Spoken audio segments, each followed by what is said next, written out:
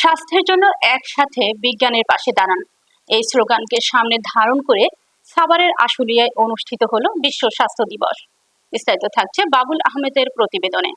এ উপলক্ষে সকালে আশুলিয়ার মির্জানগর এলাকায় গণস্বাস্থ্য কেন্দ্রের আয়োজনে পিএসএ ভবনে সেমিনারের আয়োজন করা হয়। এতে প্রধান অতিথি ছিলেন বিএনপির কেন্দ্রীয় কমিটির সহ পরিবার কল্যাণ বিষয়ক সম্পাদক ও ঢাকা 19 আসনের সংসদ সদস্য ডাক্তার দেওয়ান মোহাম্মদ সালাউদ্দিন বাবু। ডাক্তার দেওয়ান মোহাম্মদ সালাউদ্দিন বাবু বলেন, বর্তমান সরকার চিকিৎসা সেবায় গুরুত্ব আরোপ করেছে।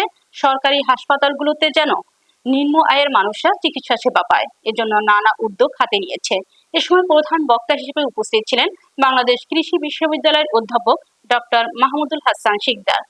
গণবিশ্ববিদ্যালয়ের উপাচার্য অধ্যাপক ডক্টর আবুল হোসেনের সভাপতিত্বে বিশেষ অতিথি ছিলেন গণস্বাস্থ্য সমাজ ভিত্তিক মেডিকেল কলেজের অধ্যাপক ডাক্তার ফরিদা ইয়াসমিন। কথা বলি বা যারা গণস্বাস্থ্য কেন্দ্র মেডিকেল কলেজে রয়েছে আমরা সবসময় কথা বলি, কিন্তু যে মানুষগুলোর কথা সূচনা বক্তব্য শুনবো আমরা আমাদের একজন স্বাস্থ্যকর্মী 2022 সাল থেকে কাজ করছেন। বর্তমানে তিনি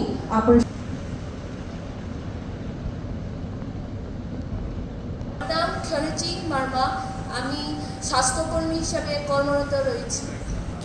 গণস্বাস্থ্য কেন্দ্র এবং জীবন রক্ষা বিজ্ঞান সালে মহান স্বাধীনতা যুদ্ধের সময়ে প্রতিষ্ঠিত আদলে জনগণের স্বাস্থ্য অধিকার আদায়ের লক্ষ্যে সংগঠনদের বৈশ্বিক উদ্যোগ হিসেবে আয়োজন করা হয় ট্রিপলস পিএইচসি ভবন এর গণস্বাস্থ্য কেন্দ্র পরিবারের পক্ষ থেকে ডাক্তার জাফরুল্লাহ চৌধুরী এবং স্বাস্থ্য একটি গুরুত্বপূর্ণ রাজনৈতিক বিষয়।